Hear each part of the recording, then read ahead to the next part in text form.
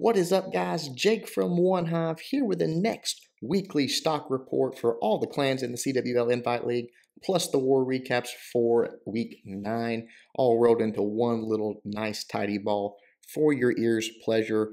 Before we get to that, I want to apologize. I lost every single replay of the epic OneHive WHF showdown from week 9. I apologize to you guys. I had no idea the update was going to come out on that Monday. I was planning on getting up that morning, getting the recordings done, and having a nice recap for you guys.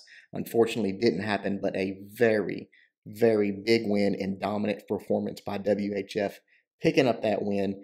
We'll talk more about that when we get there, but congratulations to those guys. They came out on fire and never let off the gas.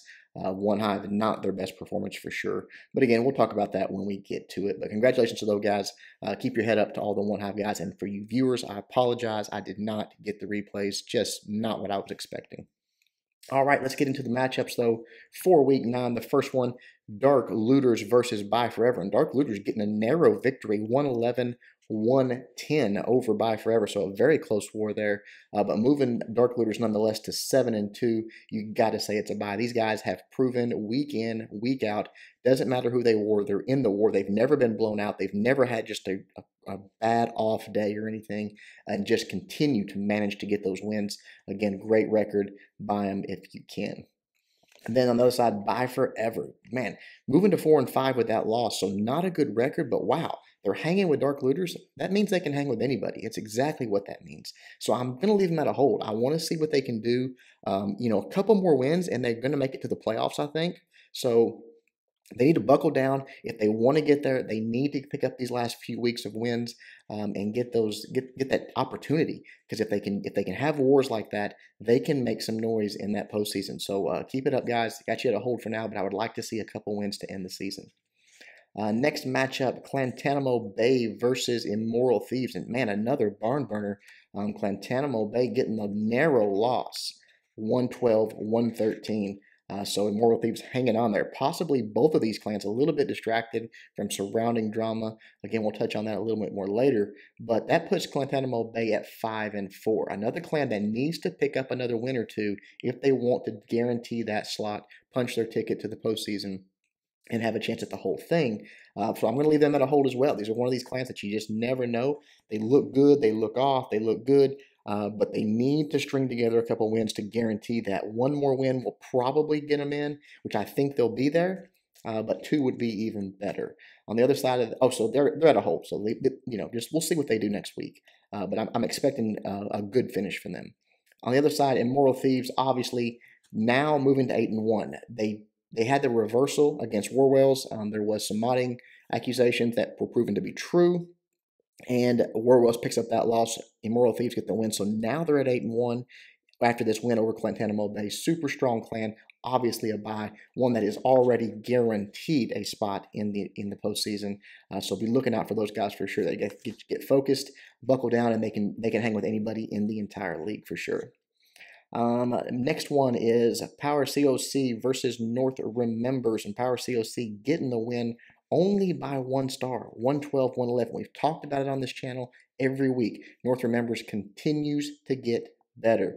1 star away from getting their first victory of the season, but Power COC gets the win and moves to 4-5. Surprisingly, though, even after this win, that's a sell for me. They almost lost to a clan that has not picked up a win yet. They won by 1 star. They've got this losing record. It's looking unlikely that they'll make the playoffs. They could string together a couple wins and possibly get in. But man, that's not a good performance for them. So I'm just leaving them in the sell category for now. Looking at North Remembers, 0-9. How can you buy them? How can you do anything? But again, I still see improvement every week from these guys. I would love to see them string together a couple wins to finish the season off. Next one is Elite Gaming versus Warwells. And Elite Gaming taking the loss 110-116. So obviously, as I told you last week, I thought if Warwells took the field, they would win. They did so. Elite Gaming moving to 3-6. That's a pretty rough record. I think the playoffs are out of reach at this point. So unfortunately, we probably won't see too much more from them. But I think this whole season was just a good learning experience for them. Hopefully, they take everything they've learned, put it together, refine their roster, and come back in Season 3 even stronger. So a sell category for me on Elite Gaming. For Warwells, though, moving to 8-1 after that loss to Immoral Thieves last week and the win this week, I'm going to believe them at a hold because in my mind, their future may be uncertain. You know, you watch Snip's video, you hear some things that they're talked about. Who knows? Not a clan that I have a lot of. Not that I don't have. Not that I don't have confidence in their ability. Obviously, they're very, very good, strong clan. I'm just concerned about their future. So for me, it's a hold this week. We'll see how things play out for Warwells, but 8-1 on the season. Next is Suomi Kotkat versus Bada Bing Clan. And Suomi getting the win, 111-107. A couple of clans that are hard to put your finger on, but if you look at Suomi's record, moving to 6-3, that's a strong record for this season. I mean, there's not a lot of clans. I mean, they're pretty much assured a trip to the playoffs at this point. So they're a buy for me right now. Even though that's not a big win over a big clan, still they're managing to put wins together all season long and have a good record to show for it. Bada Bing Clan, on the other hand, moving to 3-6 with that loss. It's a definite sell. Again, another clan that's just not going to make the playoffs this year. Hopefully can get it together and have a good offseason and be ready for Season 3. Next is Faked Wargasm versus OneHive 2.0 and getting the easy win, 113-107.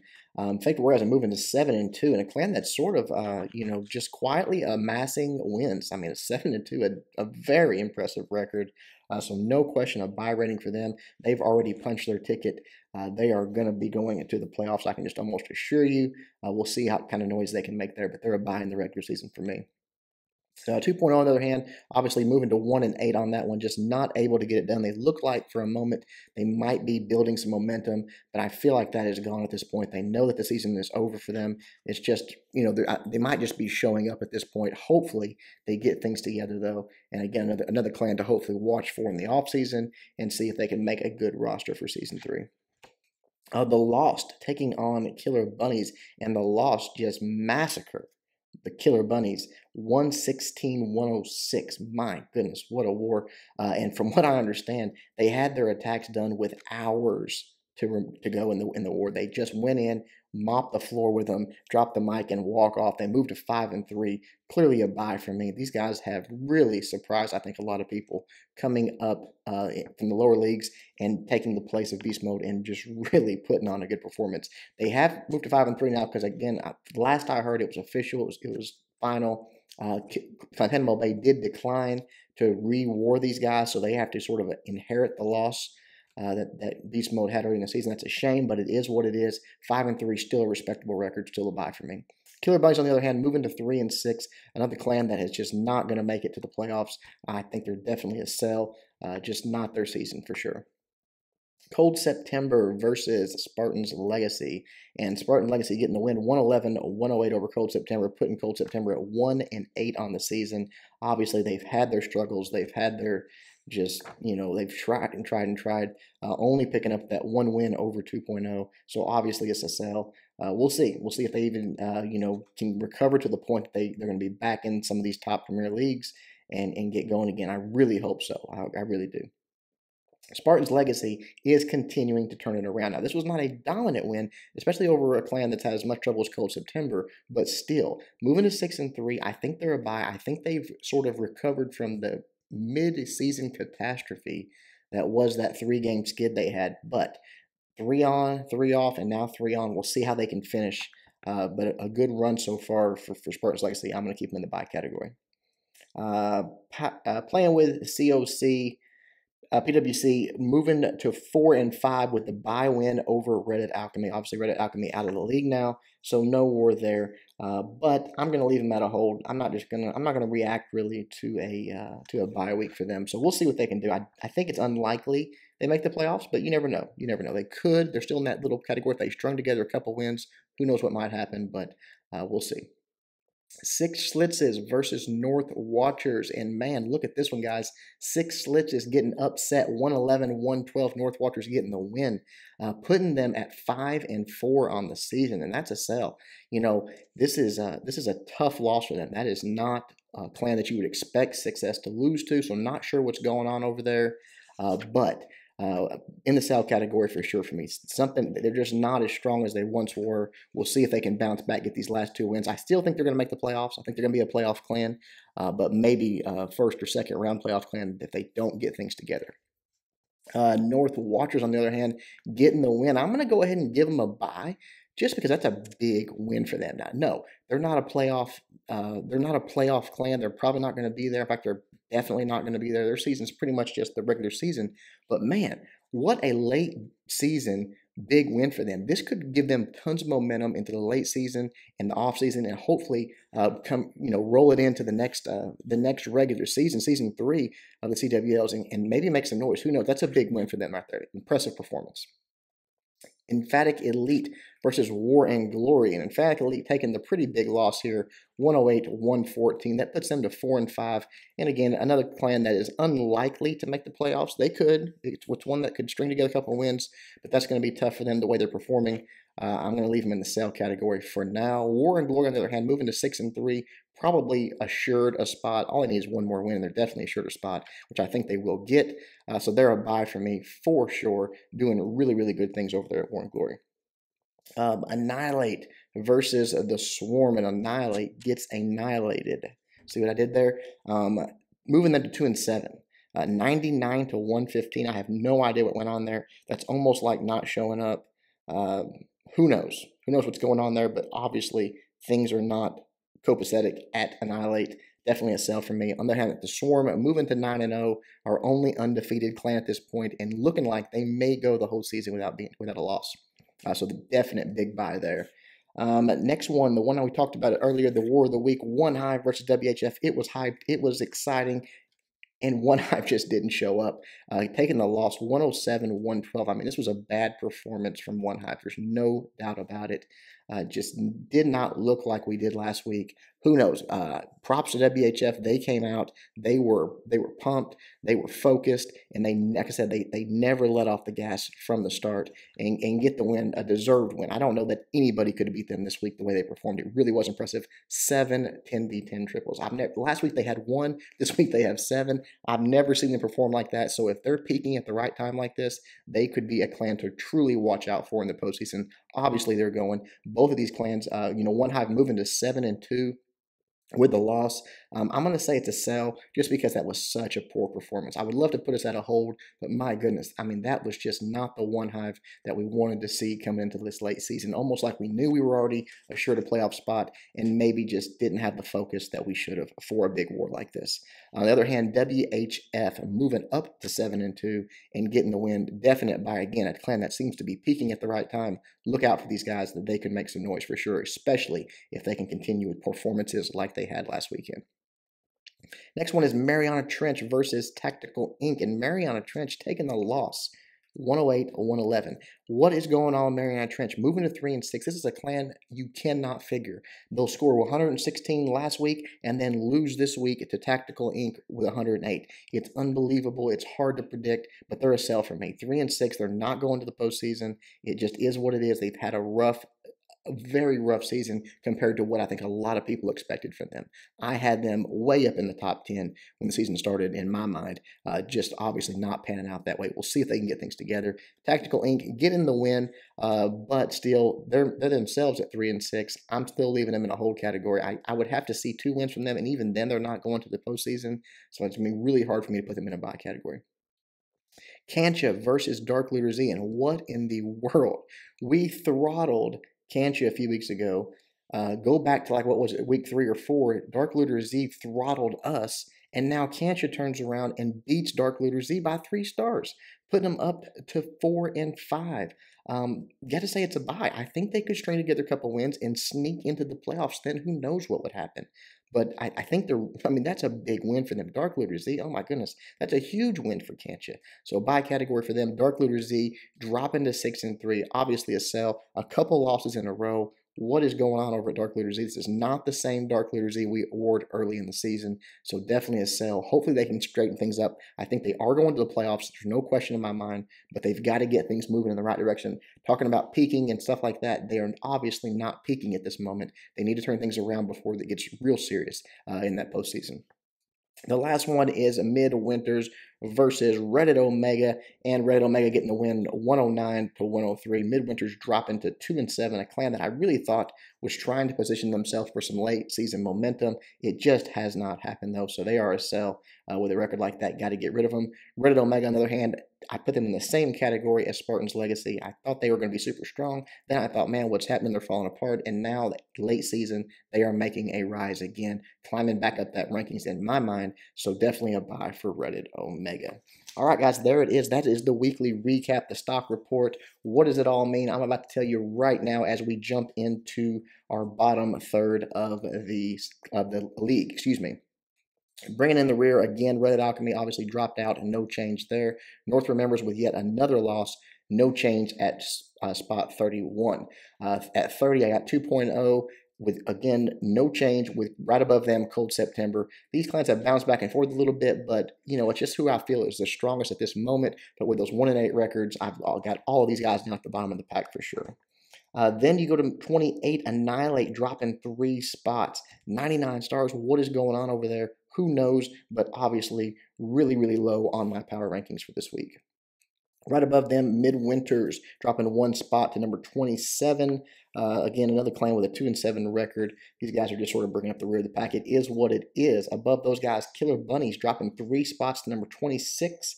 With a bad loss to the Lost. I mean, they got thumped on, so dropping several spots for me there. Above them at 25, dropping 7 spots, Mariana Trench, most inconsistent clan in the league after that loss to Tactical Inc. I mean, you just cannot predict these guys. They could be world beaters.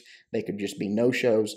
Who knows, but dropping quite a bit there to number 25. Above them, Bada Bing Clan, dropping 4 spots, just picking up another loss. Just not good things there, so falling down the charts for sure. Tactical Inc. Moving up 5 spots to number 23 with that nice win over Mariana Trench. That's a big win for those guys.